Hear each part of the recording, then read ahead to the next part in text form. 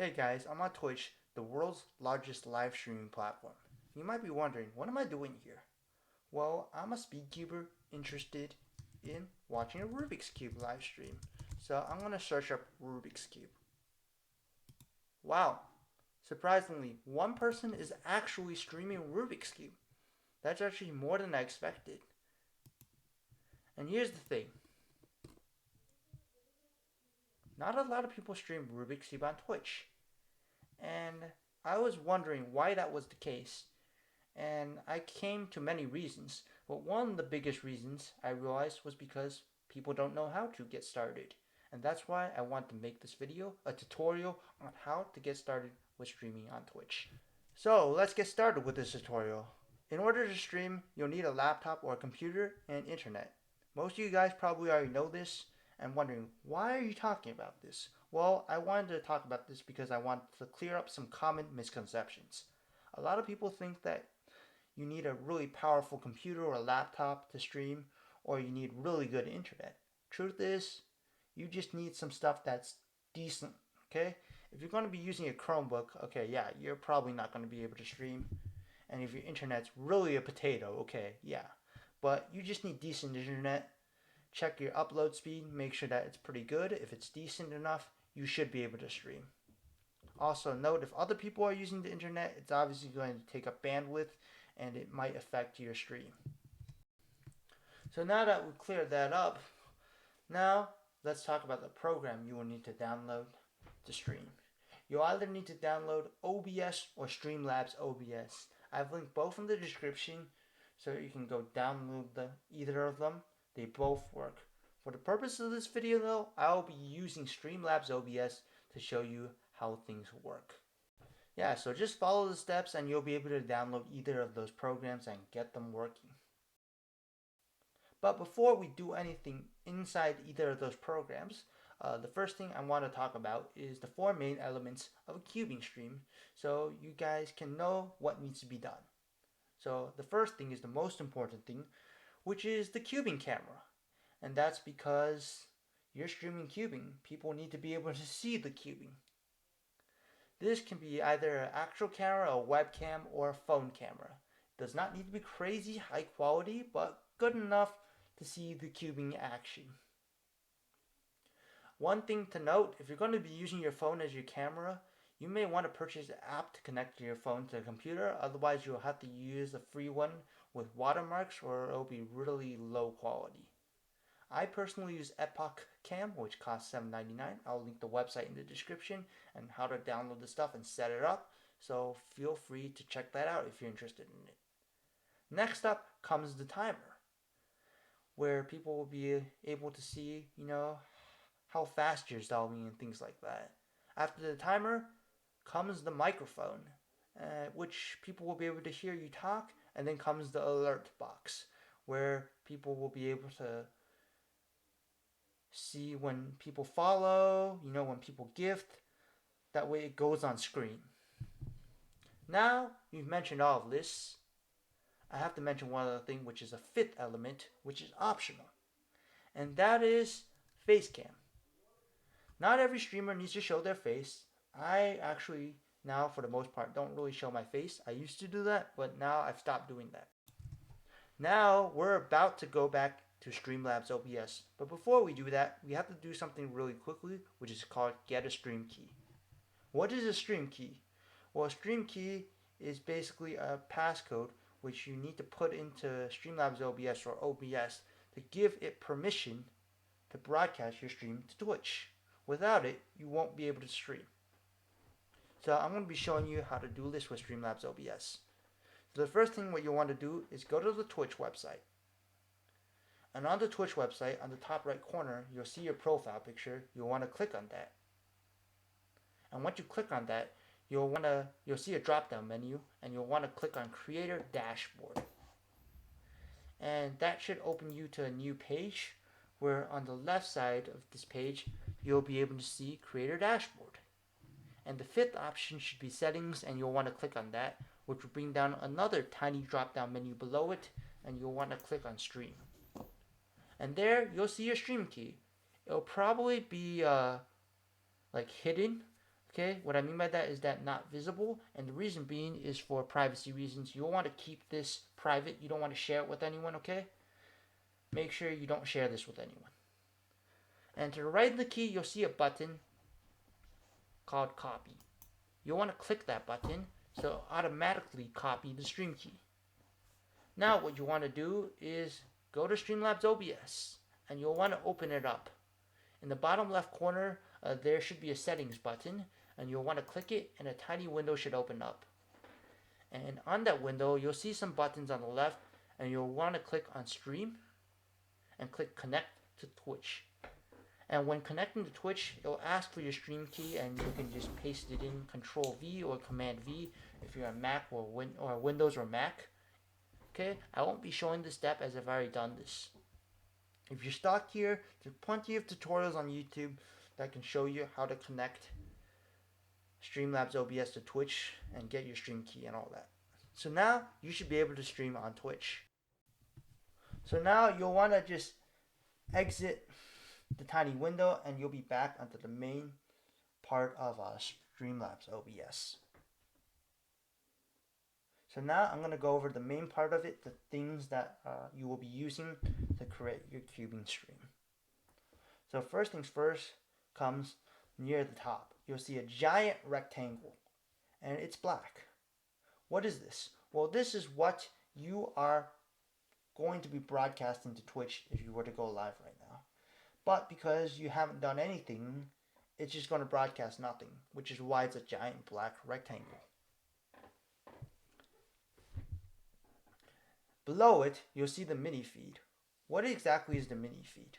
Well, the mini feed is where you'll be able to see notifications of people who follow, raid, donate bits, or subscribe, things like that nature. And below that, you'll see three sections. First being scenes, then you'll see sources, and then mixer. So I'm going to talk about these three sections as they are very important to streaming. So now let's talk about those things from left to right. On the very left is scenes. What exactly are scenes? Well, scenes are what will be broadcasted to Twitch. You might be confused because I just told you that rectangle on the top that's currently black is what's being broadcasted on Twitch. But they're both true. And that's because scenes are what will determine what is in that black rectangle. The way I like to think about scenes is like PowerPoint. In PowerPoint, you can create slides, and on Streamlabs OBS, you can create scenes. And you can create 1, 2, as many scenes as you want. And you might be wondering, why in the heck would you need multiple scenes? Let me explain why. So when you're creating a scene, what you're basically doing is creating a preset that you can quickly use to stream. And that's really convenient, so you don't have to build your stream every time. And you can switch around between different stream setups. For example, if I'm streaming right now, I'm streaming Rubik's Cube right now, but then tomorrow I want to stream piano. So I have to change my setup because it's not quite the same setup. On a Rubik's Cube stream, I would love to have a timer or some things like that, but on a piano stream, I don't need that. I need other things on there instead. And that's why these scenes are really useful, because they allow for you to switch between them really easily. You can even have be right back streams, scenes, starting soon scenes, things like that are really convenient and that can help your stream become a lot better. So now I'm going to show you how to create a basic scene. So when you download Streamlabs OBS, it'll automatically create a scene for you titled Scene. What I recommend you do is right-click it and rename it to whatever you want.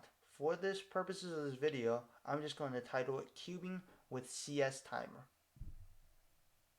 If you want any other scenes, you'll just have to use the plus button next to where it says Scenes to add a new scene. So now you're probably wondering, how do I edit a scene? Well, let me show you. So next to scenes is sources, and sources are very important as that's where you will be editing your scenes. You'll see that at the moment you have no sources, and that's because Streamlabs OBS doesn't know what you want to broadcast to Twitch. So you're going to have to manually add stuff. Next to sources, there's a plus button. So we're going to be adding stuff to there. And you'll want to click that button. The first thing we're going to be adding is a camera to show you cubing.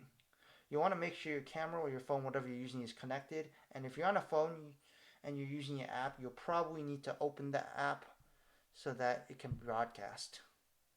And what you'll want to do then is you'll want to click on a video capture device on the new window that opened up.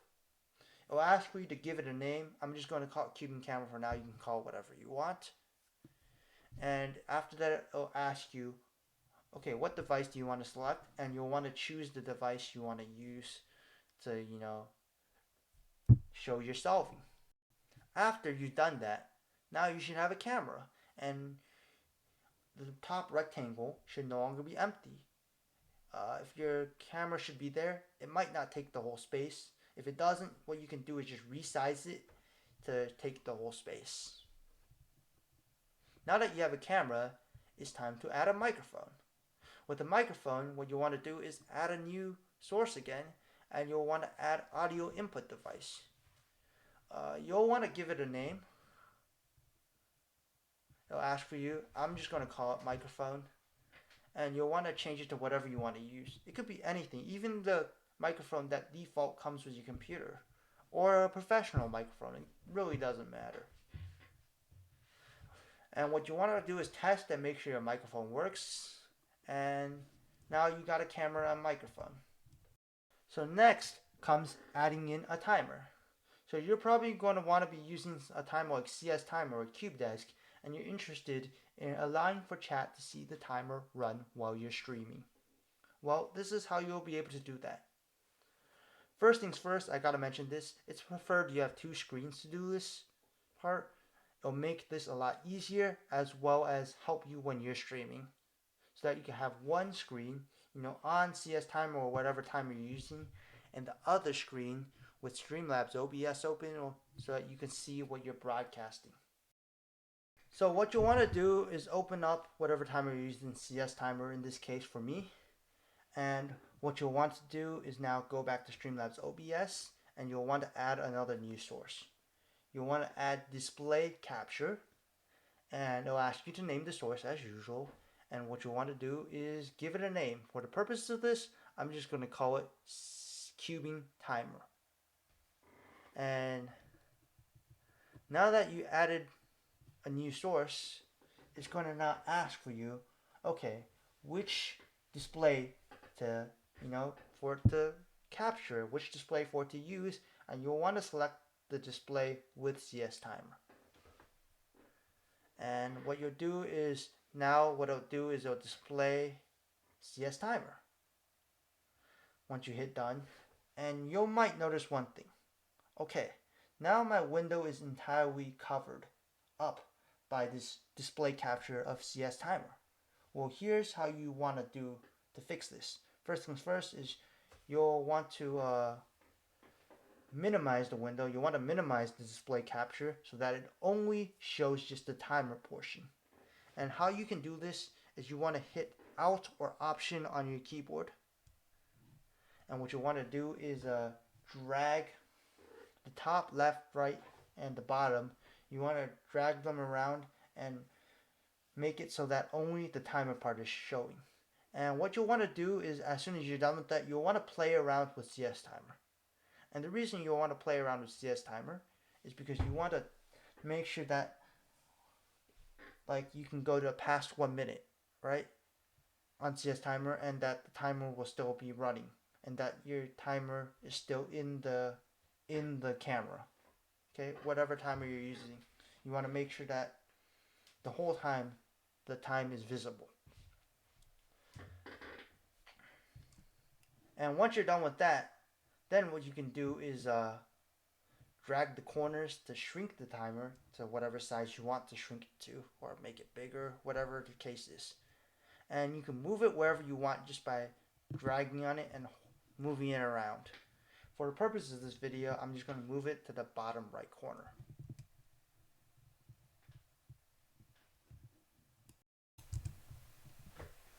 So now you got a timer, but I want to show you one more thing, which is how to quote unquote green screen your timer so that it shows up without any of its background. So how will you do that? Well, you'll basically be doing something called chroma key, which is basically the equivalent of green screen. So I'm going to show you the easiest way to do this. So the easiest way to do this is to first change your CS timer background to green. You could do this with other colors, but it'll be complicated as you'll have to, chroma key other colors. But as I said, for the purpose of this video, I'm just going to show you how to do it with the green. So what you'll do is change the background to green, and then you'll want to go into your timer source, right? You'll see the timer source. You'll want to right click it, and you'll want to click on edit filters. And there you'll see a button to add a filter, and you'll want to add a filter. You're going to go to the very bottom where it says chroma key and add a filter, and it'll automatically add a filter that chroma key screen that basically green screens. And then you'll select done, and now you should have a timer with no background. And what that means is that it should be seamlessly integrated into your stream, and that's how you do that. Next comes adding the alert box. With that, you'll want to hit add source again, and you'll want to click alert box. You want to add whatever alerts you want displayed on screen. So for example, if you want it to be displayed when someone follows you, you'll want to click the follow one, so that way it will display when someone follows you. Next up comes Mixer, which is to the right of sources, where you'll be able to adjust all things volume related with your stream, and especially your sources. There should be 3 things there right now: mic/aux, alert box, and microphone. Mic/aux is a default mic that Streamlabs has added in, and you're probably wondering, why didn't we use the default mic? Well, that's because it's a universal setting. So what that means is no matter what scene you're on, that microphone will always be on the same setting.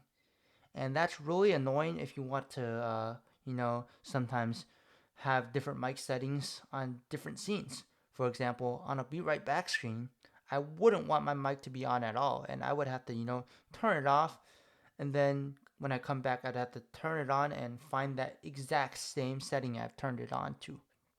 And that's really annoying. And that's why you just want to shut that off, turn that to the very left, move that slider to the very left so that it's completely off. Next comes the alert box. This is optional if you want alert box volume or not, but what I recommend is you want to at least turn it down a little bit. You don't want the alert box to overpower your talking. Next up comes the microphone, or whatever you titled it. So microphone, what you'll want to do is just change the settings until you find a good balance of somewhere where your viewers can hear and it's not too loud. One thing I recommend is recording yourself and just listening to how loud your voice appears when you're talking. And yeah, that's really useful, and that way you don't go to stream and have people complain that you're too loud or too soft. So now you should be able to create a basic cubing stream. But I recommend one more thing, which is to personalize your stream. Add your own touches so that this becomes your stream. Maybe add a logo or move things around so that the stream you have doesn't look the exact same like the stream someone else has.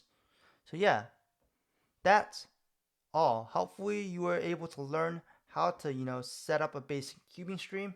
Like and subscribe if you like this video, and see you next time.